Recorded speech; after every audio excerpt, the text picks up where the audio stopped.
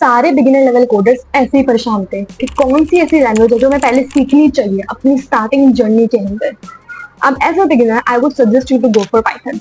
अब पाइथन एक ऐसी लैंग्वेज है जो कि इजी टू लर्न है, जिसमें हमें कॉन्सेप्ट बहुत ही आसानी से क्लियर हो जाते हैं। बट वेट, अभी और भी बहुत सारी चीजें जो आप लोग को देखनी है साथ में। फर्स्ट ऑफ ऑल, पाइथन तो चलो ठीक है, एज अ बिगिनर बहुत ही आसान है, आप वो सीख लोगे। बट इसी के साथ साथ हमें आपके इंटरेस्ट को भी तो देखना चाहिए। अब हम किस तरीके की फील्ड के अंदर इंटरेस्ट रखते हैं वो भी देखना बहुत जरूरी है। साथ में हमें ये भी देखना है कि क्या उसकी किसी कंपनी में डिमांड है या नहीं है। जैसे सिस्टम लिमिटेड हो गया, टेम्पल्स हो गया, ऐसे कंपनीज के अंदर क्या इनकी डिमांड है या नहीं है। अगर इनकी डिमांड नहीं है, अगर इनके पैकेजेस हाई नहीं है, या फिर हमें ये लैंग्वेज कंफर्टेबल नहीं लग रही है, तो हमें वो चीज नहीं करनी चाहिए।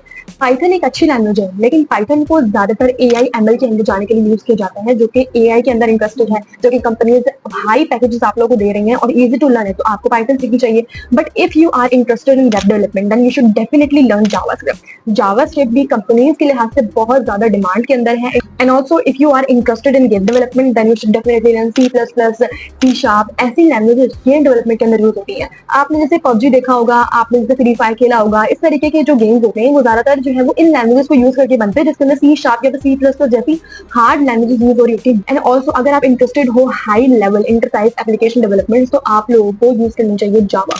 अब जावा हमें क्यों सीखनी चाहिए? क्योंकि अगर हम लोग हाई बिल्डिंग एप्स के अंदर इंटरेस्टेड है, अगर हम लोग एंटरप्राइज एप्लीकेशन डेवलपमेंट के अंदर इंटरेस्टेड है। अब एंटरप्राइज एप्लीकेशन डेवलपमेंट का मतलब ये है बैंकिंग सॉफ्टवेयर की आप बात करो, अगर अमेजॉन बैकएंड की, तो ये सब किसको यूज होकर बना है? ये सब है जावा को यूज होकर बना है।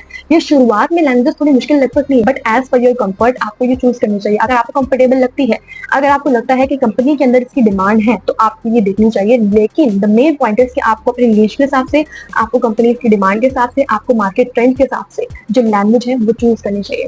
And also if you have any more questions then you can ask me in the comments.